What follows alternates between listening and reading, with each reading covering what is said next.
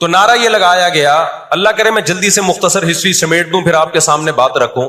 نعرہ یہ لگایا گیا کہ چونکہ بیت المقدس ہمارا تھا، یعقوب علیہ السلام، یوسف علیہ السلام، موسیٰ علیہ السلام اور جتنے پیغمبر گزرے، یحییٰ علیہ السلام، زکریا علیہ السلام، ان سب کا مرکز کون سی جگہ ہے؟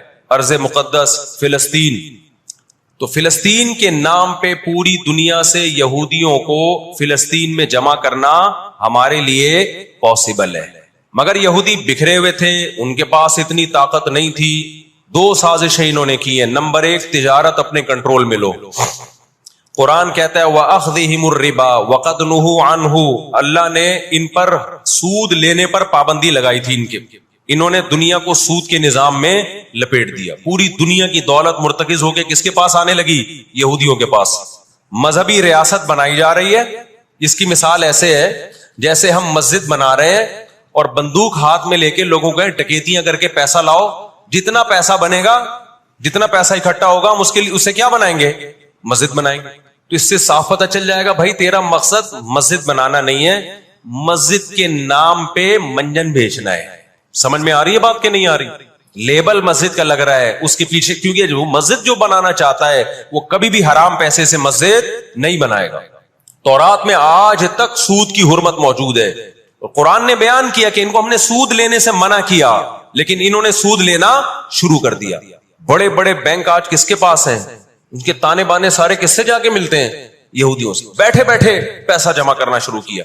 تبھی تو میں کہتا ہوں یہ جو بڑے بڑے جنرل اسٹور بنے ہوئے ہیں نا، مال بنے ہوئے ہیں، جو بینکوں سے سودی قرضہ لے کے کروڑوں روپے پھونک دیتے ہیں، اس کے بجائے نا اپنے ان غریب دکانداروں کے پاس جایا کرو جو اپنے باپ کی کمائی سے، وراثت کے پیسوں سے دکان بنا کے بیٹھے ہوئے ہیں. یہ جو سودی نظام ہے نا، سودی نظام، اس سے دنیا کی دولت مرتکز ہو کے چند ہاتھوں میں جاتی ہے. پھر وہ چند ہاتھ ہی آپ کے باپ بن کے بیٹھتے ہیں دنیا میں. جب سے ہی بڑے بڑے اسٹورز بننا شروع ہوئے ہیں، مال بننا شروع ہوئے ہیں، یہ چھوٹے موٹے دکانداروں کی جو حلال کی آمدن تھی، ان کی جو بینکوں سے قرضے نہیں تھے، جو دادے پردادے سے محنت کر کے آ رہے تھے اور اب اتنا جمع کیا کہ ایک دکان بنا لیں، وہ سارے ایک طرف رہ گئے. اور ایک سرمایہ دار اٹھتا ہے بینکوں سے اربوں روپے کا قرضہ لے کے بہت بڑی بلڈنگ بنا دیتا ہے اور بیٹھ کے نوٹ چھاپتا ہے. وہ یہ کون سا ان کی خون پسینے کی کمائی ہوتی ہے؟ تو اس عذاب میں دنیا کو کس نے دھکیلا؟ سودی نظام میں. بولو، یہودی نے دھکیلا. ان کے شاطر دماغ نے کام کیا کہ پوری دنیا کی معیشت کس کے کنٹرول میں لے کر آؤ؟ اپنے کنٹرول میں. آج اگر حاجی ہم یہاں سے حج کرنے جاتے ہیں نا، میں نے ایک دفعہ سعودی عرب میں کسی سے پوچھا کہ یہودیوں کو یہ کھٹکتا نہیں ہے، اتنے لاکھ لوگ آ رہے ہیں، 40 لاکھ 50 لاکھ لوگ حج کر کے جا رہے ہیں، ان کو کھٹکتا نہیں ہوگا؟ اتنی اللہ نے مسلمانوں کو عزت دی. انہوں نے کہا ان کو نہیں کھٹکتا، یہ چاہتے ہیں کہ 40 لاکھ کے بجائے 80 لاکھ لوگ حج کیا کریں. وجہ اس کی ہے کہ وہاں سارا مال ان کی کمپنیوں کا بکتا ہے. میں سمجھا پا رہا ہوں اپنی بات؟ ساری پروڈکٹ کس کی بکتی ہیں؟ منجن انہی کا بک رہا ہے وہاں بھی. تو چاہتے ہیں 40 لاکھ کے بجائے کتنے لاکھ حج کیا کریں؟ 80 لاکھ حج کیا کریں. اللہ میاں نے حج کا جہاں تذکرہ کیا نا، وہاں تجارت کا بھی تذکرہ کیا ہے. لیس علیکم جناح ان تبتغوا فضلا من ربکم. مسلمان جب حج کرنے جاتے تھے تو تجارت بھی کرتے تھے، کیونکہ پوری دنیا سے مسلمان آ رہے ہیں. ایک ملک میں ایک چیز سستی ہے، دوسرے ملک میں وہ مہنگی ہے، تو اس ملک والا یہ سستی چیز لے گیا، یہ والا یہ سستی چیز لے گیا. دونوں پارٹیوں کو پیسہ مل رہا ہے، حج بھی ہو رہا ہے، پیسہ بھی مل رہا ہے. صحابہ کو خیال آیا کہ یہ تو ہم حج کرنے جا رہے ہیں، اس میں ہم بزنس بھی اگر کرتے ہیں تو ہمارے تو حج کا اجر ضائع ہو جائے گا. اللہ نے فرمایا نا نا نا نا نا، اگر تم حج کے ساتھ تجارت بھی کرو گے، تجارت کا فائدہ بھی ملے گا اور حج کا بھی پورا پورا ثواب ملے گا تمہیں. کیوں؟ اللہ چاہتے تھے کہ حج کے ذریعے معیشت بھی مسلمانوں کی مضبوط ہو. اللہ تھوڑی مسلمانوں کو کمزور دیکھنا چاہتے ہیں. آج حج مسلمان کر رہا ہے، گناہ بھی معاف کروا کے آ رہا ہے، فائدہ کس کو ہو رہا ہے؟ یہودی کو ہو رہا ہے. میں نے وہاں سعودی عرب میں کسی بڑے سے پوچھا، میں نے کہا یار آپ مسلمانوں کی پروڈکٹ یہاں کیوں نہیں بیچتے؟ انہوں نے کہا ایک دفعہ ہم نے پاکستان سے مرغی منگوائی تھی، چکن پاکستان سے منگوائی تھی تاکہ بلا شک و شبہ حلال ہو، ان سب کو پتا ہو کہ حلال ہے. ایک دفعہ بھیجی، اس کے بعد 2 نمبری کی ان لوگوں نے، تو سعودیہ نے بین کر دیا. آپ کے جتنے مسالے ہیں نا، میں نام نہیں لے رہا کمپنیوں کے، ایک ایک کا نام لے کے بتاتا. میں ابھی مسقط ایک ہفتہ رہا ہوں، میں نے وہاں دبا کے بد پرہیزی کی ہے. لڈو بھی کھائے، مٹھائیاں بھی کھائیں، بریانیاں بھی پھوڑی، ایک دفعہ پیٹ خراب نہیں ہوا. جرمنی گیا، پھوڑ پھاڑ کے آیا، پیٹ خراب نہیں ہوا. سعودی عرب گیا، پھوڑ پھاڑ کے آیا، پیٹ خراب نہیں ہوا. یہاں آیا ہوں، کھچڑی کھا کے پیٹ خراب ہو جاتا ہے. پتہ نہیں کیا کھلا رہے ہیں یار ہمیں. مسقط میں نے پوچھا یار یہاں پیٹ نہیں خراب ہو رہا؟ انہوں نے کہا یہاں آپ کے مسالوں پر پابندی ہے، پاکستان سے مسالوں پر یہاں کیا ہے؟ پابندی ہے، اس لیے پیٹ خراب نہیں ہو رہا۔ جرمنی میں مجھے وہاں لوگوں نے بتایا کہ جرمنی میں پاکستانی مسالوں پر کیا ہے؟ پابندی ہے، اس لیے پیٹ خراب نہیں ہو رہا۔ جہاں پاکستان سے مسالہ جائے گا لوگوں کے پیٹوں کی ایسی کی تیسی کر دے گا وہ۔ یہ ہے بزنس، سمجھ رہے ہو؟ پھر کچھ مسالے آ رہے ہیں وہاں پہ لیکن ان میں وہ ٹیسٹ نہیں ہے جو یہاں ہے۔ وجہ کیا ہے کہ یہاں جو کیمیکل ڈل رہا ہے نا ٹیسٹ کے لیے، وہ کیمیکل کے بغیر جا رہے ہیں، پھر وہ ایکسپورٹ ہو رہے ہیں، اس لیے اس میں وہ ٹیسٹ تو نہیں لیکن صحت نہیں خراب کر رہے۔ یہاں فوکس کیا جا رہا ہے ٹیسٹ کو، صحت گئی تیل لینے، اور آپ اور میں کھا رہے ہیں الحمدللہ، آتے ہی پیٹ خراب ہو گیا۔ خیر، تو یہود نے کس کو، اب دیکھو یہود نے بڑی ایمانداری سے بزنس کیا کہ ہم ایسی پروڈکٹ مارکیٹ میں بیچیں گے جو ایک نمبر ہوگی، اور بہت ساری سازشیں بھی کی، ایسی ایسی سازشیں ہوئی ہیں۔ انہوں نے دیکھا کہ جو مسلمان کمپنی بہت زیادہ آگے بڑھ رہی ہے نا، آپ کو یاد ہے پولکا کمپنی، پولکا کے ہم آئس کریم میں کھایا کرتے تھے بچپن میں، عیدی ملتی تھی، ایسی بڑی بڑی کمپنیوں کو جب دیکھا نا ترقی کر رہی ہیں، منہ مانگی قیمت دے کے خرید کے بند کر دیا کہ ایک دفعہ انویسٹ کر دو، اچھا خاصا لگا دو پیسہ، لیکن ان کو آگے نہیں بڑھنے دو۔ اس کا نتیجہ یہ نکلا کہ دنیا غلام بنتی چلی گئی، اکنامکلی کس کی غلام بن گئی؟ آج امریکہ اسرائیل کو غلط کہہ کے بھی کس کا ساتھ دیتا ہے؟ مجھے یاد ہے چند سال پہلے امریکی صدر نے بیان دیا تھا اسرائیل نے یہ غلط کیا ہے، یونائٹڈ نیشن کے لا کی پابندی نہیں کی ہے، لیکن ہم پھر بھی کس کے ساتھ ہیں؟ پورے الفاظ بتا رہا ہوں میں، پھر بھی ہم کس کے ساتھ ہیں؟ مانتے ہوئے۔ اس کو پتا ہے وہ اس کی مثال وہ 50-50 میں ایک آیا کرتا تھا نا، 50-50 میں کلپ وائرل ہوا ہے کہ کمنٹری ہو رہی ہے کہ سلیم اللہ بہت اچھا کھیل رہا ہے اور کلیم اللہ تو کھیل ہی نہیں رہا۔ اب لوگ جو کمنٹری کرنے والا ہے اس سے کہہ رہے ہیں ابے یا تو کھیل ہی نہیں رہا، وہ جو تماشائی تھے وہ چھوڑ کے جانے لگے تو غلط کمنٹری کر رہا ہے۔ اس نے کہا تم جہنم میں چلے جاؤ لیکن کھیل یہی صحیح رہا ہے، بھلے تم جاؤ۔ وہ انہوں نے کہا ہم گھر جا رہے ہیں، انہوں نے کہا تم گھر نہیں تم جہنم میں جاؤ، لیکن یہی سلیم اللہ بہترین کھیل رہا ہے۔ پھر دکھایا کہ پیچھے بندوق رکھی ہوئی ہے کسی نے۔ تو اس وقت امریکہ کو گچی سے کس نے پکڑا ہوا ہے؟ طاقت امریکہ کے پاس زیادہ ہے، سازشیں کس کے پاس زیادہ ہیں؟ اسرائیل کے پاس۔ معیشت پہ ایسا قبضہ کیا ہوا ہے، گچی سے پکڑا ہوا ہے کہ ہلنا نہیں۔ آج پوری دنیا میں فلسطینی نہتے ہو گئے۔ جب اسرائیل کے قیام کا اعلان کیا نا یہودیوں نے، تو دو کام کیے، میں جلدی سے بات کو سمیٹوں۔ ایک تو یہ کہ معیشت کس کے کنٹرول میں لو؟ سود کے ذریعے، بزنس کے ذریعے، حلال تجارت کے ذریعے اس طرح سے کنٹرول میں آتی نہیں ہے۔ وہ سود جو تمام مذاہب میں حرام ہے، عیسائیت میں بھی، یہودیت میں بھی، اسلام میں بھی، اس سود کو پروموٹ کیا دنیا میں، تاکہ سود کے ذریعے آپ اندرون سندھ جاؤ نا، بڑے بڑے زمینداروں نے ہاریوں کو، کسانوں کو اپنے کنٹرول میں لیا ہوا ہے سودی قرضے دے کے، وہ بےچارے ہل نہیں سکتے، ساری زندگی ان کے غلام بنے رہتے ہیں وہ۔ اللہ جزائے خیر دے، ہمارے جامعہ الرشید کے ایک استاذ ہیں، بڑے مالدار بھی ہیں، انہوں نے وہاں جا کے بہت سارے ہاریوں کے قرضے ادا کر کے ان کو اس غلامی سے نکالا ہے، اور بہت سے ان میں ہندو بھی ہیں بہت سارے، وہ مسلمان بھی ہوئے ہیں، ان کو اور ہر طرح سے سپورٹ کرنا، ایسے ادارے بنے ہوئے اندرون سندھ۔ تو ایک کام تو یہ کیا کہ معیشت اپنے کنٹرول میں۔ دوسرا کام کیا کہ ان کو پتا تھا کہ جب تک بڑی طاقتیں ہمارے ساتھ نہیں ہوں گی اس وقت تک ہم اسرائیل کا قیام وجود میں نہیں لا سکتے۔ اس کے لیے سب سے زیادہ اسلام دشمنی میں برطانیہ کے ساتھ ایگریمنٹ ہوا، اور آپ حیران ہوں گے برطانیہ کی اسمبلی میں جب یہ قانون پاس ہوا، قرارداد پاس ہوئی ہے کہ ہم نے فلسطینیوں کو، اسرائیلیوں کو، یہودیوں کو فلسطین میں جا کے آباد کرنا ہے، تو آپ حیران ہوں گے کہ اس میں اس کی سب سے زیادہ مخالفت اسمبلی میں موجود ایک شخص نے کی جو یہودی تھا۔ اس نے ایک آواز اٹھائی کہ اگر ہم نے ایسا کیا تو اب تک 1000 سال سے زیادہ عرصہ ہو گیا ہماری مسلمانوں سے کبھی لڑائی نہیں ہوئی ہے، اگر ہم نے ایسا کیا تو پوری مسلم دنیا ہمارے اگینسٹ ہو جائے گی اور دنیا ایک نہ ختم ہونے والی جنگ میں آپ دنیا کو جھونک دو گے۔ وہ یہودی تھا، اس نے اس پالیسی کے خلاف آواز اٹھائی، مگر برطانیہ کو اس سے کوئی سروکار نہیں تھا۔ اس کا کیا جا رہا ہے بھائی اس میں نے بتایا نا، یہ دنیا کے بڑے بڑے جو تہذیب سکھاتے ہیں نا ہمیں، ان کی تہذیب بس یہی ہوتی ہے کہ روڈ ایسے پار کرنا ہے آپ نے، اور لال بتی پہ آپ نے رک جانا ہے، ٹیکس آپ نے ٹائم پہ ادا کرنا ہے۔ یہ چھوٹی موٹی، ایک مسجد سے چپل چرانے والا چور ہوتا ہے نا، پٹتا وہی ہے۔ کبھی بڑے اسمگلر کو دیکھا آپ نے؟ کیا ہو گیا بھائی، گھنٹی بجا کے بھاگنے والا بچہ پکڑا بھی جاتا ہے، پٹتا بھی ہے، مسجد سے چپل چرانے والا پٹتا بھی ہے۔ لیکن کچھ چور ایسے ہوتے ہیں 3 پیس سوٹ اور ٹائی میں، بڑا زبردست بریف کیس ان کے پاس، اس میں پورا اسمگلنگ کا پیسہ ہوتا ہے، لاکھوں لوگوں کی جان اس میں خون بہا ہوتا ہے، اس کا پیسہ ہوتا ہے, عزتوں کے سودے ہوتے ہیں. تو یہ بڑی بڑی طاقتیں اس طرح کرتی ہیں. اور کمال کی بات ہے, راحت اندھوری کے ایک شعر ہے نا, کہ مجھے شعر تو یاد نہیں رہا, اس کا مفہوم یاد رہ گیا ہے, کہ ہمارے قاتلوں کو کہاں ڈھونڈتے پھرو گے.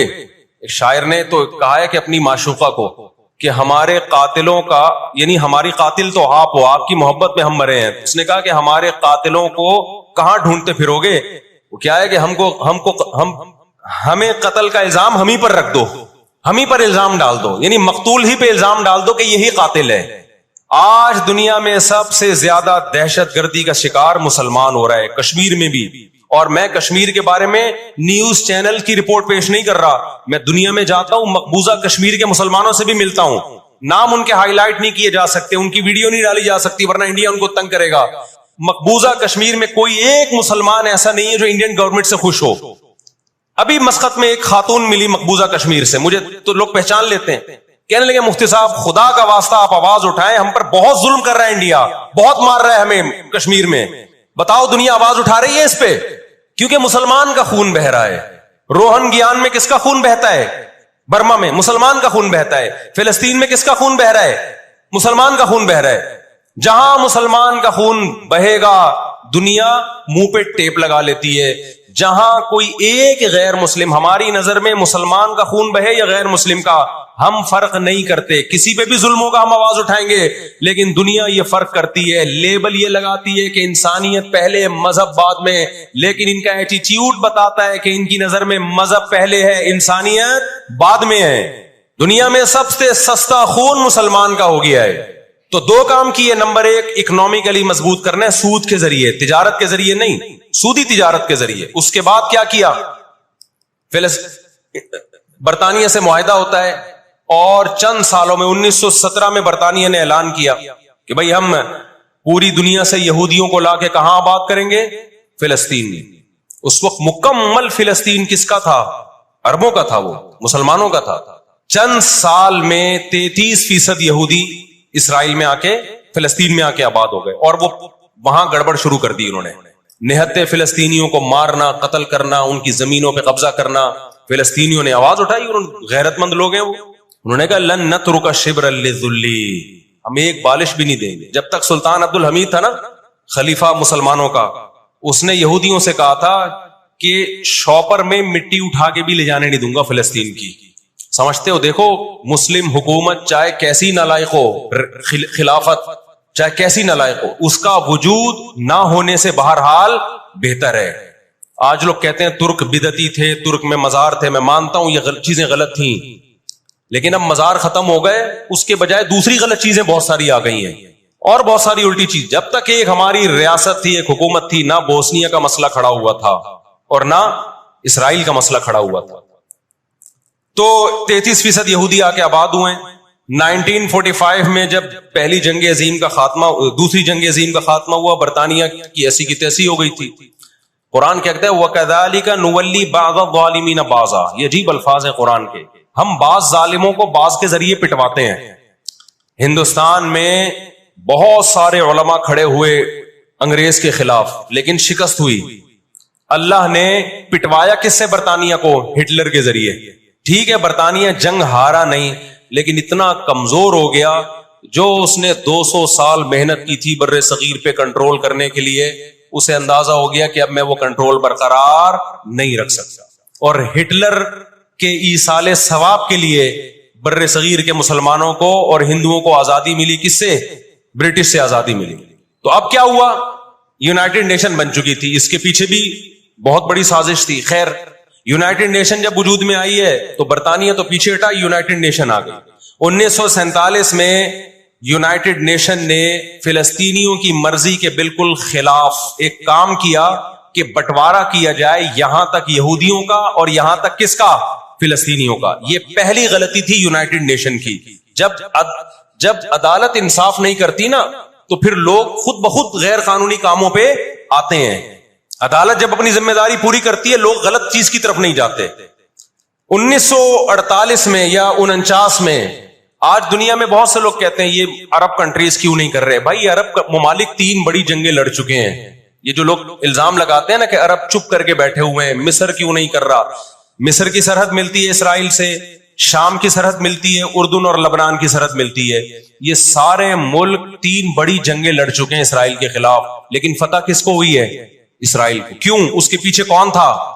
اس کے پیچھے امریکہ تھا. تو آپ اپنے ملکوں کو برا بلا کہہ کے اس سے کچھ بھی حاصل ہونے والا نہیں ہے، اس سے ان کا وجود بھی ختم ہو جائے گا. 3 بڑی جنگیں ہو چکی ہیں، تمام عرب کنٹریز مل کے اسرائیل پہ حملہ کرتے ہیں، لیکن اس کے نتیجے میں نقصان کیا ہوا؟ یونائٹڈ نیشن نے جو لکیر کھینچی تھی نا یہودیوں کے لیے، یہودی اس لکیر کو کراس کر کے آگے بڑھ گیا اور 80% فلسطین پہ یہودی نے قبضہ کر لیا. اور یہ غزہ کی پٹی جو آج ہے اور جس کو ویسٹ بینک کہا جاتا ہے، اس غزہ کی پٹی پہ مصر کا قبضہ ہو گیا جو ایسٹ میں ہے، اور ویسٹ بینک پہ اردن کا قبضہ ہو گیا. 20% علاقہ میں سے آدھا اردن کے پاس اور آدھے سے کچھ کم مصر کے پاس چلا گیا. باقی 80% کس کے پاس آ گیا؟ اسرائیل کے پاس. پھر 1967 میں بہت بڑی وار ہوئی. یہ میں ان لوگوں کو بتا رہا ہوں جو ہر وقت اسلامی حکومتیں جو رہی صحیح رہ گئی ہیں نا، ہر وقت ان کو برا بلا کہتے رہتے ہیں، یہ کچھ نہیں کر رہے، یہ عرب کچھ نہیں کر رہے. 3 جنگیں لڑ چکے ہیں. جب تک تمہارا باپ پیچھے کھڑا ہوا ہے نا امریکہ، اس وقت تک یہ مسئلہ حل نہیں ہو سکتا. پیچھے وہ کھڑا ہوا ہے. اب کیا ہے کہ جی 1967 میں یہ تمام کنٹریز جو بھی اسرائیل کو گھیرے ہوئے ہیں، یہ سب مل کے پلان بناتے ہیں، عرب متحد ہوتے ہیں کہ اسرائیل کو ایک ہی دفعہ میں صفحہ ہستی سے مٹانا ہے.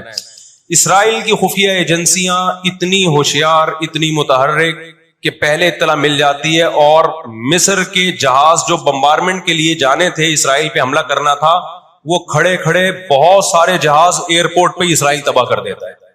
سمجھ میں آ رہی ہے کہ نہیں آ رہی ہے؟ بہت بڑی پلاننگ سے آیا ہے بھائی. وَقَدْ مَكَرُوا مَكْرَهُمْ وَعِنْدَ اللَّهِ مَكْرُهُمْ وَإِنْ كَانَ مَكْرُهُمْ لِتَزُولَ مِنْهُ الْجِبَالُ. اللہ نے کہا یہ اسلام دشمن جب سازشیں کرتے ہیں، اتنی بڑی سازشیں ہوتی ہیں کہ پہاڑ اپنی جگہ سے ہل جائیں. یہ نا امیدی کی بات ہے، لیکن امید کی بات بھی ہے. اللہ کہتا ہے عند اللہ مکرہم، اللہ کو ان کی مکر اور تدبیر کا علم ہے. یہ مسلمانوں سے نہیں لڑ رہے، یہ کس سے لڑ رہے ہیں؟ اللہ سے لڑ رہے ہیں. تو خوشخبری کی باتیں بھی ہیں، وہ میں بتاؤں گا انشاءاللہ ابھی. تو عرب کو شکست ہوتی ہے، اور نقصان کیا ہوتا ہے کہ الٹا عربوں کے علاقے اپنے ہاتھ سے نکل جاتے. مصر کا بہت بڑا علاقہ چلا گیا، غزہ بھی خالی ہو گیا، ویسٹ بینک بھی خالی ہو گیا، اور یہ سارے علاقے کس کے قبضے میں چلے گئے؟ یہود کے. شام کے علاقوں پہ بھی یہود کا قبضہ، مصر کے علاقوں پہ بھی. 1973 میں پھر عرب ممالک مل کے لڑتے ہیں اسرائیل کے خلاف تاکہ اپنے علاقوں کو خالی کرائیں ہم. اس میں بھی کیونکہ امریکہ بھرپور سپورٹ کر رہا تھا اسرائیل کو، دبا کے اسلحہ دے رہا تھا. رزلٹ کس کے خلاف گیا؟ مسلمانوں کے خلاف، عربوں کے خلاف. اور ان کو اندازہ ہو گیا کہ اس جنگ میں ہم اپنے علاقے خالی نہیں کروا سکتے. سعودی عرب میں اس دور میں غیرت مند بادشاہ تھے شاہ فیصل شہید رحمۃ اللہ علیہ، اللہ ان کی مغفرت کرے، ان کے درجات بلند کرے، بڑے مجاہد تھے. انہوں نے عرب ممالک کا اجلاس بلایا اور تیل کی سپلائی بند کر دی. سمجھتے ہیں بات کو کہ نہیں سمجھتے؟ جب تیل کی سپلائی بند ہوئی، اللہ تعالیٰ نے وسائل تو آج بھی مسلمانوں کو دیے ہیں، تیل کی سپلائی بند کی ہے تو اسرائیل گھٹنے ٹیکنے پر مجبور ہو گئے. پھر امریکہ بہادر بیچ میں آئے ایک بڑے بزرگ کا کردار ادا کرتے ہوئے کہ دیکھو لڑائی بھڑائی معاف کرو، اللہ کا گھر صاف کرو، بیٹھ کے مذاکرات کی میز پہ آ جاؤ. تو یہاں بھی مذاکرات کی میز کے پیچھے تیل کا ڈنڈا تھا. سمجھ رہے ہو؟ عربوں کے پاس جو تیل کی اللہ نے ان کو ایک طاقت دی ہے نا، وہ استعمال کی. لیکن لڑائی معاف کرنے میں بھی بہت سارے گیم کھیل گیا. طے یہ ہوا کہ جی جو عربوں کے علاقوں پر اسرائیل نے قبضہ کیا ہے مصر اور شام پہ، وہ اسرائیل واپس کرے گا. ٹھیک ہے، ہم آپ کے علاقے واپس کر رہے ہیں، لیکن مصر کو اسرائیل کو تسلیم کرنا پڑے گا. یہ بہت بڑی مسٹیک ہوئی. کس سے؟ بولو، مصر سے. وہ اس پہ آمادہ ہو گئے، چلو ہمارے علاقے تو ہمیں واپس مل رہے ہیں. غزہ سے بھی مصر نے فوجیں ہٹا لی، غزہ کا علاقہ بھی اسرائیل کے حوالے کر دیا. مصر کو یہ لگا کہ مرتا کیا نہ کرتا.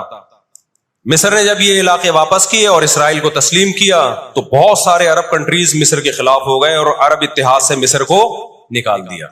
وہ جو بعد میں داخل بھی کر لیا، پھر 1989 میں دوبارہ داخل کر لیا. فلسطینیوں کو اندازہ ہو گیا کہ یہ ممالک جو کچھ کر سکتے تھے کیا ہے، اب ہمیں ہی کرنا پڑے گا. اب ہم دنیا سے کیا ہو گئے ہیں؟ مایوس. لیکن ان کی غیرت کو 100 بار سلام. انہوں نے شکست تسلیم نہیں کی. دنیا کے مسلم کنٹریز نے شکست مان لی، انہوں نے نہیں کی. لڑتے رہے، بالآخر غزہ کا علاقہ غزہ سے یہودیوں نے اپنی فوجوں کو یہ غزہ آزاد کرایا، انہوں نے، کوئی ان کے ساتھ نہیں تھا، اکیلے لڑ رہے تھے۔ 2006 میں غزہ میں الیکشن ہوئے اور حماس بھاری اکثریت سے جیتتی ہے۔ امریکہ اور اسرائیل نے اس قانونی حکومت کو جو الیکشن کے ذریعے ہوئی ہے، میں نے بتایا نا ان کے قوانین ان کے لیے ہی ہوتے ہیں، ویسے جمہوریت الاپتے شاپتے رہتے ہیں، لیکن جہاں جمہوری طرز پر ان کی مرضی کے خلاف ہو جائے تو پھر جمہوریت نہیں چاہیے ان کو، جہاں آمریت سے کام چلتا ہے وہاں آمریت چاہیے۔ یہ سارے اصول اور ضابطے کس کے لیے ہیں بھائی؟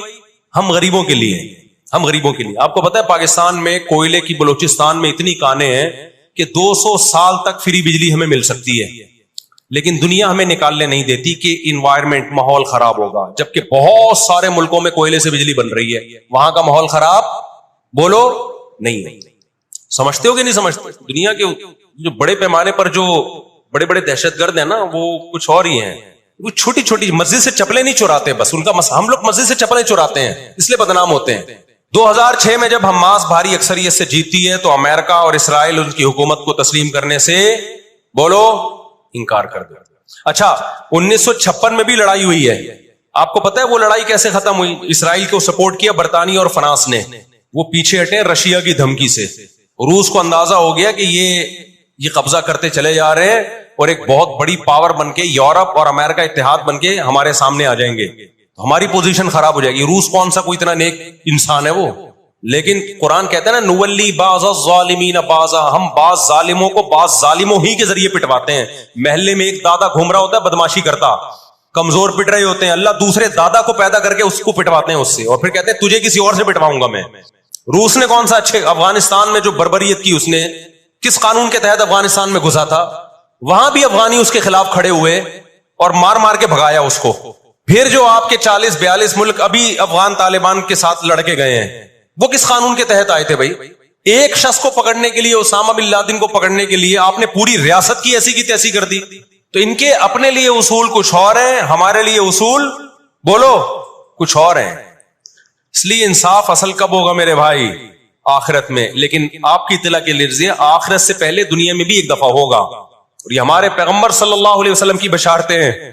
آج وہ فلسطینی نہتے ہو چکے ہیں، نہ مصر میں ان سے لڑنے کی طاقت ہے کیونکہ مصر 3 جنگیں لڑ کے ہار چکا ہے، نہ شام میں ان سے لڑنے کی، شام کے اندر تو خود ایسی سازشیں کی ہیں کہ اس کو کھوکھلا کر دیا۔ جو بھی طاقتور ملک تھے اسرائیل نے ان کو اپنے راستے سے پہلے ہی ہٹا دیا۔ اور یاد رکھو اسرائیل صرف فلسطین نہیں چاہتا ہے، یہ ہماری بھول ہے۔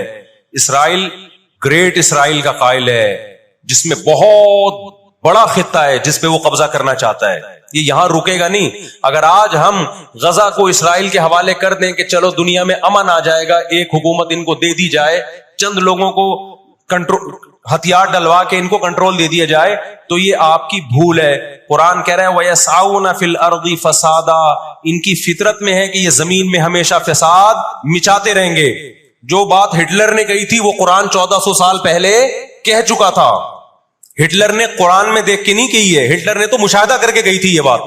نہ مصر میں لڑنے کی طاقت، 3 جنگیں ہار چکا ہے، نہ لبنان میں لڑنے کی طاقت، نہ اردن میں لڑنے کی طاقت، نہ شام میں لڑنے کی طاقت۔ سعودی عرب اور اسرائیل کے حالات اچھے ہونے جا رہے تھے، یہ واقعہ ہوا، سعودی عرب نے الحمدللہ یو ٹرن لے لیا، ایک اچھا اقدام ہے سعودی عرب کا، ورنہ تو یہ مسئلہ دب گیا تھا۔ سعودی عرب پیچھے ہٹ گیا، اردن پیچھے ہٹ گیا، بہت سارے اسلامی ملک جو جا رہے تھے کم از کم اس واقعے کے نتیجے میں پیچھے ہٹے ہیں، وہ ایک اسٹیپ پیچھے کی طرف آئے ہیں، اور اب اتنی جلدی یہ آگے جا نہیں سکتے، ان کی اپنی عوام نہیں چھوڑے گی ان کو۔ اگر یہ آگے کی طرف گئے، یہودیوں سے انہوں نے دوستی لگانے کی، اسرائیل سے دوستی لگانے کی کوشش کی۔ میں بار بار کہتا ہوں جب میں یہودی کا لفظ استعمال کرتا ہوں تو اس سے صہیونی اور اسرائیلی مراد ہوتے ہیں جو اسرائیل کو سپورٹ کر رہے ہیں، سارے یہودی اس میں داخل نہیں ہے۔ آج بھی بہت سارے یہودی وہاں فلسطینیوں کو سپورٹ کر رہے ہیں، دنیا میں مظاہرے ہو رہے ہیں فلسطینیوں کے حق میں۔ ہمیں اس بارے میں کیا ہدایات ملتی ہیں قرآن و سنت میں؟ وقت بتائیے، یہ گھڑی آگے تھوڑی سی، وقت کافی زیادہ ہو گیا، میں انشاءاللہ ہمیں اس بارے میں قرآن و سنت میں کیا ہدایات ملتی ہیں اس پر میں انشاءاللہ جمعے کی نماز کے بعد کچھ دیر بات کروں گا۔ وقت چونکہ بہت ہو گیا، جمعے کی نماز پھر لیٹ ہو جاتی ہے۔ اللہ تعالیٰ غزہ میں جو اہل اسلام پہ، فلسطینیوں پہ ظلم ہو رہا ہے، اللہ تعالیٰ ان کی مدد کرے، اور غاصب اسرائیل کو اللہ تعالیٰ ہدایت دے، جو ہدایت کے قابل نہیں ہے تو اللہ ان کو تباہ و برباد کرے۔ دیکھیے نبی صلی اللہ علیہ وسلم نے فرمایا، بخاری مسلم کی حدیث ہے، تقاتلون الیہود حتی یختبی احدکم وراء الحجر فیقول الحجر یا مسلم ھذا یہودی فاقتل ھذا یہودی ورائی فاقتلہ۔ نبی صلی اللہ علیہ وسلم نے فرمایا تمہاری یہود سے لڑائی ہوگی، جہاد ہوگا، یہاں تک کہ کوئی یہودی اگر پتھر کے پیچھے چھپے گا تو پتھر کہے گا کہ اے مسلمان یہ یہودی ہے، اس کو قتل کر دے، یہ میرے پیچھے چھپا ہوا ہے۔ ہر درخت بھی گواہی دے گا، ہر پتھر بھی گواہی دے گا، الا الغرقد، سوائے غرقد درخت کے۔ یہودیوں کا کوئی مقدس درخت ہے جو اسرائیل میں بہت زیادہ لگاتے بھی ہیں یہ لوگ۔ نبی صلی اللہ علیہ وسلم نے جب یہ بات ارشاد فرمائی تو اس وقت مسلمانوں کی یہودیوں سے ایسی کسی لڑائی کا تصور بھی نہیں تھا، ایک پیش گوئی تھی جو کسی کے خواب و خیال میں بھی نہیں تھا کہ صدیوں بعد جا کے ایسا ہو سکتا ہے۔ اس سے بھی پتہ چلتا ہے کہ ہمارے نبی صلی اللہ علیہ وسلم کی جو پیش گوئیاں ہیں وہ اگر وہ پوری نہیں ہوئی تو آپ ٹائم کا انتظار کریں، ایک وقت پوری ہو جائیں گی۔ 1300 سال تک مسلمانوں کو اس حدیث کا مطلب سمجھ میں نہیں آیا۔ عملی دنیا میں ایمان تو تھا سب کا کہ اللہ کے نبی نے جو فرمایا برحق ہے، کیونکہ یہودیوں سے میں نے بتایا نا لڑائی ہوئی نہیں ہے۔ جب مدینہ سے اور جزیرے عرب سے ان کو نکالا گیا، یہ دنیا کے مختلف ملکوں میں جا کے آباد ہو گئے۔ اس کے بعد یہ ہمیشہ یا تو عیسائیوں کے زیر سایہ رہے ہیں یا مسلمانوں کے زیر سایہ رہے۔ ان کی لڑائی اگر ہوئی عیسائیوں سے ہوئی ہے، مسلمانوں سے ان کا کبھی ٹاکرا نہیں ہوا۔ لیکن پیغمبر صلی اللہ علیہ وسلم نے کیا فرمایا صحابہ سے؟ تقاتلون، تم لڑو گے، تم سے مراد یہ امت لڑے گی، ایک وقت آنے والا ہے اور ایسی لڑائی ہوگی، ایسی لڑائی ہوگی کہ حتی یختبی احدکم وراء الحجر، کہ پتھر اور درخت بھی یہودی کا ساتھ دینا چھوڑ دیں گے۔ آج دنیا جن حالات کی طرف جا رہی ہے نا، یہ ایسا لگتا ہے کہ اس حدیث کے پورا ہونے کا ٹائم آ گیا ہے۔ ہم جب قرآن مجید پڑھتے تھے، اب بھی پڑھتے ہیں، لیکن جب طالب علمی کے دور میں جب سمجھ کے پڑھنا سیکھا ہم نے، تو ہم جگہ جگہ قرآن میں دیکھتے تھے ضربت علیہم الذلہ، اللہ نے ان پر ذلت کو مسلط کر دیا ہے۔ میں بار بار کہوں یہودیوں سے ہماری مراد علی الاطلاق سارے یہودی نہیں ہیں، کیونکہ میرے بیان کو لوگ شارٹ کلپ بنا کے غلط چلاتے ہیں۔ ابھی میرا ایک بیان کسی نے چلایا، میں بیان میں کہہ رہا ہوں کہ عورت اور مردوں کی نماز میں جو فرق ہے کسی حدیث سے اگر ثابت نہیں ہے تو یہ بھی تو حدیث سے ثابت نہیں ہے کہ عورتیں صفا مروہ میں چلیں گی، دوڑیں گی نہیں۔ یہ بھی تو حدیث سے ثابت نہیں ہے کہ عورتیں آہستہ لبیک کہیں گی۔ آگے میں نے پوری ڈیٹیل میں بات کی ہے، کسی نے میرا اتنا سا کلپ چلا دیا اور جواب میں کسی دوسرے کا کلپ چلا دیا کہ دیکھو فلاں فلاں حدیث تو ہے، فلاں حدیث تو ہے جس میں آتا ہے عورتیں صفا مروہ پہ چلیں گی، حالانکہ میں ان حدیثوں کا جواب اس کلپ میں دے چکا ہوں۔ نمبر 1 وہ مرفوع حدیثیں نہیں ہیں، نمبر 2 وہ صحیح روایتیں نہیں ہیں، من گڑت ہیں، یا تو بہت درجے کی ضعیف ہیں، اس قابل نہیں ہے کہ ان کو دلیل کے طور پہ پیش کیا جائے۔ لیکن شرارتی نے میرا آدھا کلپ چلایا اور دوسرے اسکالر کا میرے مقابلے میں لگا دیا۔ نیچے لوگ کہہ رہے ہیں مفتی کو حدیثوں کا نہیں پتا اور ان صاحب کو حدیثوں کا پتا ہے، تو آپ کر لیں جو مرضی کرنا ہے، قیامت میں اللہ حساب و کتاب لے لے گا۔ تو میرے کلپ لوگ ادھورے چلاتے ہیں، ہمیں اللہ کا شکر ہے، ان لوگ، ہم نہیں کہہ رہے ہم بہت بڑے فنٹر ہیں، یہ جو آج کل کے یوٹیوبرز آ رہے ہیں نا، جو نئے نئے اسکالرز آ رہے ہیں، ان سے قرآن کا بھی الحمدللہ زیادہ پتہ ہے، حدیثوں کا بھی ان سے الحمدللہ زیادہ پتہ ہے۔ ہم نے جن استاذوں سے حدیثیں پڑھی ہیں نا، ان کے 20-20 سال کے تجربے ہیں حدیث پڑھانے کے، اور وہ اردو میں نہیں پڑھاتے، وہ عربی میں پڑھتے ہیں، عربی میں پڑھاتے ہیں، اور اسماء الرجال کے بڑے بڑے علامے ہیں۔ سمجھتے ہو کہ نہیں سمجھتے؟ اور میں نے تو دور حدیث جو کیا ہے نا، دور حدیث ہم نے تو الگ ہی سٹائل میں کیا ہے۔ ہم پر تو پابندی تھی کہ جب حدیث کا سبق ہوگا تو ہم نے خود عربی کتابیں دیکھ کر، عربی شروحات دیکھ کر لیکچر کو تیار کرنا ہے، سند بھی خود پڑھنی ہے، سند کی بحث بھی، اور پوری بحث بھی خود ہی تیار کرنی ہے۔ تو اس سٹائل میں جب انسان حدیث پڑھتا ہے تو اس کی استعداد اور زیادہ بڑھ جاتی ہے۔ آج کل کے جو نئے نئے اسکالر آ رہے ہیں، ان سے کہو کہ بغیر زبر زیر پیش کے نا حدیث کی ایک سند پڑھ کے دکھا دیں، مفہوم تو اگلی چیز ہے۔ تبھی ہم کہتے ہیں سامنے بیٹھ کے جو مسائل حل ہوتے ہیں نا، وہ یوٹیوب پہ کلپ بازیوں سے نہیں ہوتے، ان سامنے بیٹھتے نہیں ہیں لوگ۔ میرے 3 دنیا میں مناظرے ہوئے ہیں، 3، اور تینوں میں الحمدللہ اللہ نے مجھے فتح دی ہے۔ 3 ابھی چونکہ موضوع اسرائیل کا چل رہا ہے، یہ مناظروں کی بحث کرنا مناسب نہیں ہے، وہ میں پھر کسی اور وقت بتاؤں گا، لیکن مناظرے کچھ اصول اور ضابطے کے تحت ہوتے ہیں تو ہوگا۔ بغیر ضابطوں کے کوئی بھی آ کے بیٹھ کے مرغوں کی طرح لڑنا شروع کر دے، اس کو بحث مباحثہ نہیں کہتے، اس کو مرغوں کی لڑائی کہتے ہیں۔ تو مرغوں کی لڑائی میں ہم اپنے آپ کو نہیں دھکیلتے، ہم ٹرم اینڈ کنڈیشن فکس کر کے بات کرنے پر آمادہ ہوتے ہیں۔ سمجھتا ہے کہ نہیں سمجھتا؟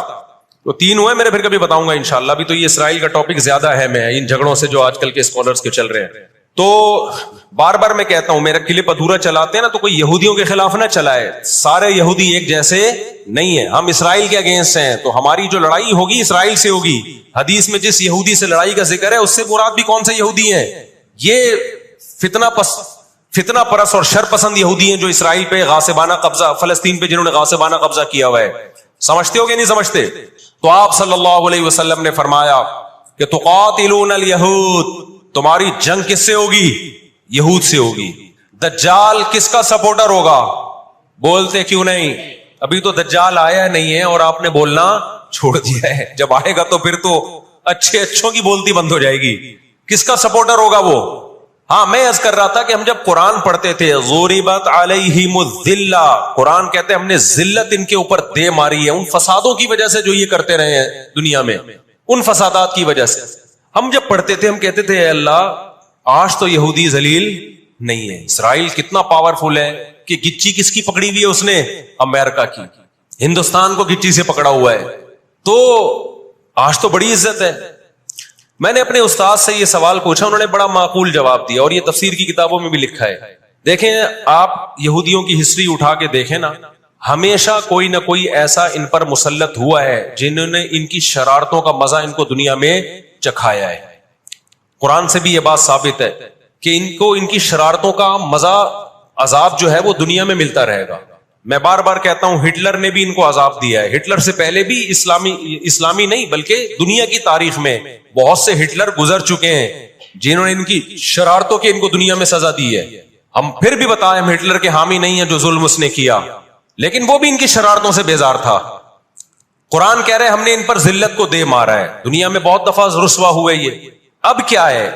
یہ آخری ذلت ہے یہودیوں کی، جو اب کس کے ہاتھوں ہونے والی ہے؟ فلسطینیوں کے ہاتھوں۔ آپ کو معلوم ہونا چاہیے جب دنیا میں کسی کو بہت زیادہ ذلیل کیا جاتا ہے نا تو پہلے اس کو عزت دی جاتی ہے۔ کسی کے گلے میں آپ جوتوں کا ہار پہنا دو، یہ بھی ایک ذلت ہے، اور ایک طریقہ یہ 3 پیس سوٹ ٹائی میں آپ اس کو صدارت کی کرسی پہ بٹھائیں اور پھر آپ اس کو جوتوں کا ہار پہنا دیں۔ بتاؤ کون سی بڑی ذلت ہے؟ یہ دوسری ذلت پہلی ذلت سے بڑی ہے۔ پوری دنیا میں مار کھانے کے بعد نا اپنی شرارتوں کی وجہ سے آج اللہ نے ان کو ایک تھوڑی سی حکومت دی ہے، ایک چھوٹا سا کنٹری۔ آپ اگر اسرائیل کو نقشے میں دیکھیں گے تو کراچی بھی بڑا ہے اسرائیل سے، اتنا چھوٹا ملک، اتنا چھوٹا ملک، اور تعداد بھی بہت تھوڑی۔ اللہ نے انہیں کچھ وقت پنپنے دیا ہے۔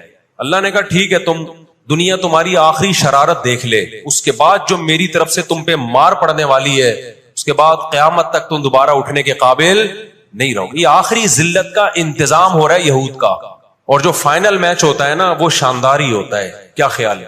سیمی فائنل میں اتنا لوگ دلچسپی سے نہیں دیکھتے، کوارٹر فائنل میں اتنا دلچسپی سے بولو نہیں دیکھتے جو فائنل میچ دیکھتے ہیں۔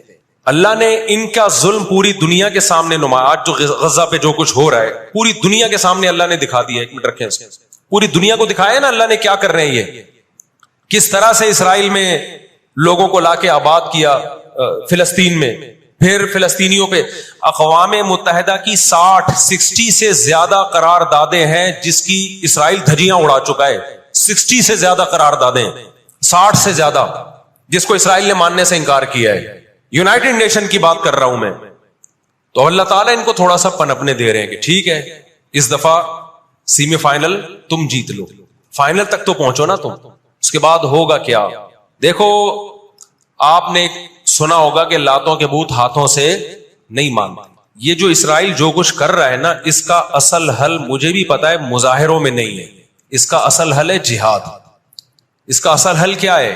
جہاد، جو کہ فلسطینی کر رہے ہیں۔ میں نے جب لوگوں کو یہ کہا نا کہ اپنے ملک میں پرامن مظاہرے کرو، لوگوں نے کہا لو پرامن مظاہروں میں لگا کے لوگوں کی صلاحیتیں خراب کر رہے ہیں۔ ہم آپ کو جہاد سے نہیں روکتے، لیکن آپ جہاد اپنے ملک میں کرو گے توڑ پھوڑ کر کے، یا جہاں یہودی ظلم کر رہا ہے وہاں لڑائی کرو گے آپ؟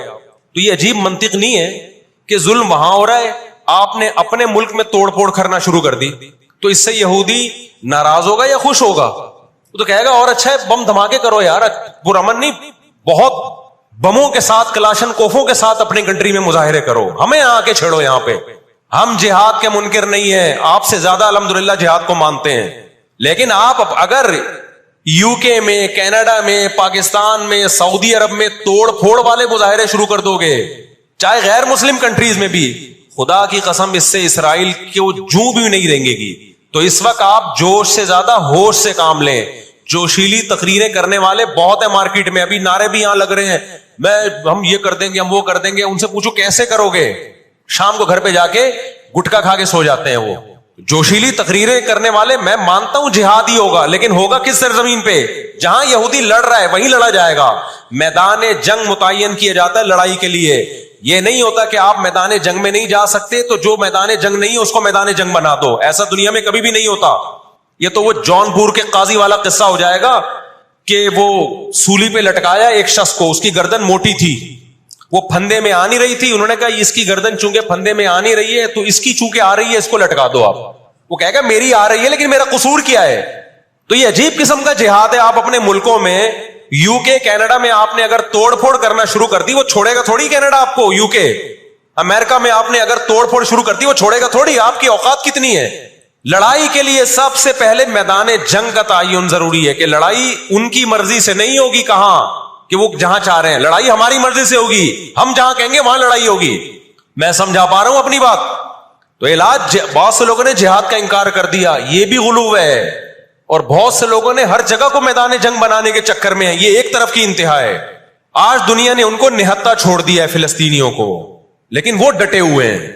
आप उनकी मदद कर सकते हो, जिहाद के जरिए जरूर करो। किसने मना किया है आपको? और अगर आप उनके साथ मिलके जिहाद नहीं कर सकते, नहीं जा सकते वहां पे, तो आप फिर उनको जो सपोर्ट कर सकते हो, हम राशन पानी पहुंचा सकते हो तो वो पहुंचाओ। मैंने पॉकेट वेलफेयर ट्रस्ट का नाम लिया ना, उसमें भी लोगों ने इतराज किया, लो भाई उनको राशन की जरूरत थोड़ी है, हमें पता है राशन से काम नहीं चलेगा, लेकिन जो जिहाद होगा तो वहां जाके होगा। यहां बम फाड़ना शुरू कर दिए, इससे इसराइल की सेहत पे कोई फर्क नहीं पड़ेगा। इसराइल पहले ही उनकी साजिशों से लीबिया तबाह हो चुका है। एक मजबूत रियासत थी, इराक का बेड़ा गर्क कर दिया, अब वो चाहता है सऊदी अरब का भी बेड़ा गर्क हो, वो चाहता है पाकिस्तान का भी बेड़ा गर्क हो। तो इन बेड़ा गर्क होने से जो आपकी टूटी फूटी रही सही लंगड़ी लूली हुकूमतें, उनकी भी ऐसी की तैसी हो जाएगी। और फिलिस्तीनी भी नहीं चाहते कि दूसरे मुल्कों में लड़ो, वो कहते हैं लड़ना है तो हमारे पास आओ। तो ये अब जो दुनिया जा रही है ना जिस तरफ, हो ये रहा है। मैंने आपको कुरान की आयत पेश की थी ना, वकज़ालिका नुवल्ली बाज़ ज़ालिमीन बाज़ा। अल्लाह कहते हैं हम बाज़ जालिमों को बाज़ों से पिटवाते हैं। तो पहली जो अभी तक तो हमने नाउमीदी की बातें की हैं। मुसलमान ममालिक शिकस्त खा के बैठ चुके हैं, 3 बड़ी जंगों में शिकस्त हो चुकी है। उसके बाद अब किसी मुस्लिम कंट्री में इसराइल पर चढ़ाई की ताकत नहीं है। उनको पता है पीछे अमेरिका बैठा हुआ है, पूरा यूरोप। रशिया ने यूक्रेन जैसे इतने से कंट्री पे हमला किया। आप नक्शे में देखें, यूक्रेन इतना सा है, रशिया क्या है, यूं अगर वो पांव भी रख देना तो कुचल दे। लेकिन जीत गया क्या वो जंग? बोलते क्यों नहीं? क्यों?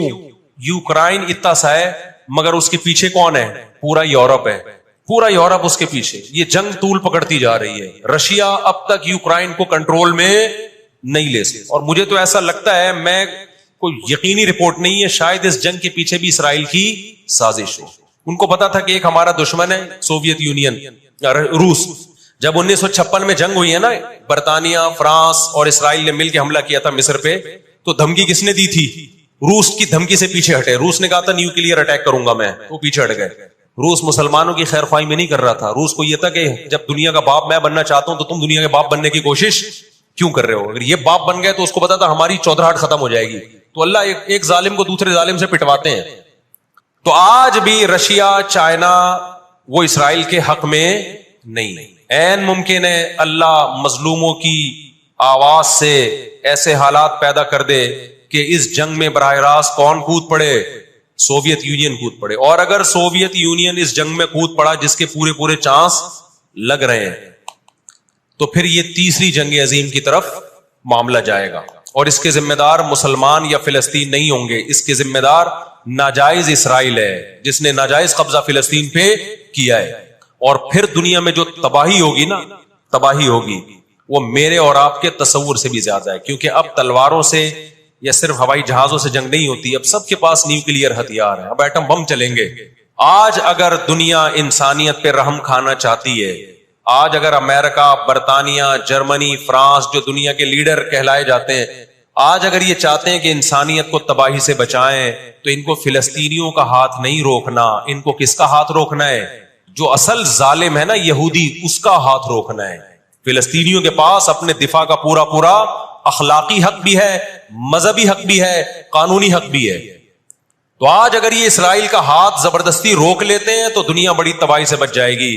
اور اگر یہ دنیا اسرائیل کا ہاتھ نہیں روکتی اور اس جنگ کو بند کرنے کی کوشش نہیں کرتی تو بھائی جو تیسری جنگ کی طرف معاملات جا رہے ہیں اس کے ذمہ دار یہ لوگ ہوں گے جو دنیا میں تہذیب کے ٹھیکیدار ہیں. یہاں تک بات سمجھ میں آ گئی کہ نہیں آ گئی؟ دوسری بات، ہمیں قرآن و سنت میں اس بارے میں کیا ہدایات ملتی ہیں؟ اللہ کہتا ہے میں نے یہود پہ ذلت کو مسلط کر دیا ہے. اس آیت میں اور اس حدیث میں جو میں نے تقاتلون الیہود والی حدیث پڑھی، اس میں مسلمانوں کے لیے خوشخبری ہے کہ اللہ تعالی نے جیسے بنی اسرائیل انتہائی کمزور تھے، فرعون کا ظلم اور بربریت کا شکار تھے، اللہ سورہ قصص میں کہتے ہیں وَنُرِيدُ أَن نَّمُنَّ عَلَى الَّذِينَ اسْتُضْعِفُوا فِي الْأَرْضِ، ہم نے ارادہ کیا کہ زمین میں کمزور ترین لوگوں کو اٹھا کے زمین کا امام بنا دیں گے، طاقتور پہ غالب کر دیں گے. بہت دفعہ ایسا ہوا ہے، کم من فئۃ قلیلۃ غلبت فئۃ کثیرۃ باذن اللہ. اللہ کہتے ہیں دنیا کے نقشوں میں جو غالب ہوتا ہے، جس کی فتح اسباب کی دنیا میں یقینی ہوتی ہے، میں بہت تھوڑی سی جماعت کو طاقتور بنا کے دنیا کا امام بنا دیتا ہوں. ہمیں اللہ کی رحمت سے اور قرآن اور حدیث کی جو بشارتیں مل رہی ہیں اس سے پوری پوری امید ہے کہ انشاءاللہ یہ جو ابھی حالات ہوئے ہیں یہ فلسطین کی شکست پہ منتج نہیں ہوں گے، انشاءاللہ یہ اسرائیل کی شکست پہ اور یہودیوں کی ہمیشہ کے لیے شکست پہ یہ اس کا نتیجہ نکلے گا انشاءاللہ. اور نبی صلی اللہ علیہ وسلم کی وہ حدیث پوری ہوگی کہ تمہاری جو بڑی جنگ ہوگی، نبی نے کیا فرمایا؟ اس امت کی ایک جماعت ہمیشہ جہاد کرتی رہے گی. لا یزال طائفۃ من امتی ظاہرین علی الحق، ہر دور میں لڑائی ہوئی ہے، جہاد ہوا ہے. آپ اس ہسٹری اٹھا کے دیکھ، کہیں نہ کہیں جہاد ہمیشہ ہوتا رہا ہے. تو آج بھی ایسا ہوگا. اور بالآخر یہ معاملات اگر بین الاقوامی دنیا نے کنٹرول نہیں کیے تو نبی صلی اللہ علیہ وسلم کی پیش گوئیاں انشاءاللہ بہت جلد پوری ہونے والی ہیں. اور یہ جو ان کو عزت ملی ہے نا، یہ اصل میں بہت بڑی ذلت کی تمہید ہے. جب کسی کی بہت بڑی بےزتی کرنی ہوتی ہے تو اس کو پہلے بہت زیادہ عزت دینی پڑتی ہے. میں اکثر ایک واقعہ سناتا ہوں. ایک آدمی گیا کسی محلے میں، آ کے کہنے لگا اللہ کا شکر ہے اس علاقے میں میری عزت نہیں ہے. لوگوں نے اس میں شکر ادا کرنے کی کیا بات ہے؟ اس نے کہا اگر عزت ہوتی تو آج میری بہت زیادہ بےزتی ہو جانی تھی. آج میں نے ایسا کام کیا کہ میری بہت زیادہ بےزتی ہو جاتی. تو یہ ایک بہت بڑی ذلت کا پیش خیمہ. ہماری ذمہ داری ہے کہ ہم ان کے لیے دعا بھی کریں، اپنے ملک میں ہم پرامن احتجاج بھی کریں. غیر مسلم ریاستوں میں بھی احتجاج کی اجازت ہے، یہاں ہم نے پرامن ہی کرنا ہے. یہاں توڑ پھوڑ سے کوئی فائدہ ہونے والا نہیں ہے. جوش میں ہوش نہ چھوڑ دیں. آپ یو کے میں پابندی لگائی کہ آپ فلسطینیوں کا جھنڈا نہیں لہرا سکتے، لوگوں نے لہرانا شروع کر دیا. اس کا نتیجہ کیا نکلا؟ فلسطین آزاد ہو گیا. اس سے جنہوں نے لہرایا ان کو گورنمنٹ اٹھا کے لے گئی. تو تھوڑے بہت لوگ جو کچھ غیرت جن میں تھی وہ بھی اپنے آپ کو ہاتھ پاؤں کٹوا رہے ہیں اگر، تو فلسطینیوں کے لیے پھر احتجاج کرنے والا، آواز اٹھانے والا دنیا میں کون ہوگا؟ تو جو میدان جنگ ہے وہی میدان جنگ ہے، اور جو میدان جنگ نہیں ہے اس کو میدان جنگ بنانے کی کوشش نہ کرو. یہودی چاہتا ہے پوری دنیا میدان جنگ بن جائے، اسرائیل میں امن ہو جائے تاکہ میں بادشاہی کروں دنیا پہ. ہم چاہتے ہیں نہ، جو میدان جنگ آپ نے جس جگہ کو رکھا ہے ہم جنگ وہاں سے ہٹنے نہیں دیں گے. وہیں میدان جنگ ہوگا، وہی جگہ میدان جنگ بنے گی. اور آپ نے اپنی حکومتوں پہ دباؤ ڈالنا ہے، حکومتوں پہ پریشر. دیکھو اردن میں جب احتجاج ہوا ہے، اردن کا بادشاہ نے آ کے اسرائیل کے خلاف بیان دیا ہے. لوگ سمجھتے ہیں ان احتجاجوں سے کیا ہوگا، ان پرامن مظاہروں سے کیا ہوگا. ایسا نہیں ہے. ان پرامن مظاہروں سے حکومتوں پہ دباؤ پڑتا ہے. آپ جو کر سکتے ہیں وہ تو کریں نا، آپ جو کر سکتے ہیں وہ تو کریں. اور احتجاج اور مظاہروں کی کال سیاسی جماعتیں دیتی ہیں، مفتیان کرام نہیں دیتے. لوگ مجھے کہہ رہے ہیں آپ بلاؤ احتجاج کا دھرنا، ہم آئیں گے. مجھے پتا ہے 4 آدمی بھی نہیں آئیں گے، 4 آدمی بھی نہیں آئیں گے ہمارے دھرنے پہ. یہ سیاسی جماعتوں کا کام، اور سیاسی جماعتیں بھی کر رہی ہیں، لیکن اور زیادہ کرنا چاہیے. حکومتوں کے کام ہوتے ہیں. سیاسی سطح پہ جو احتجاج جب گورنمنٹ لیول پہ ہوتا ہے وہ پاورفل احتجاج ہوتا ہے اور حکومتیں احتجاج جب کرتی ہیں جب ان کو پبلک کا ڈر ہوتا ہے. تو آپ سوشل میڈیا پہ، فیس بک پہ آپ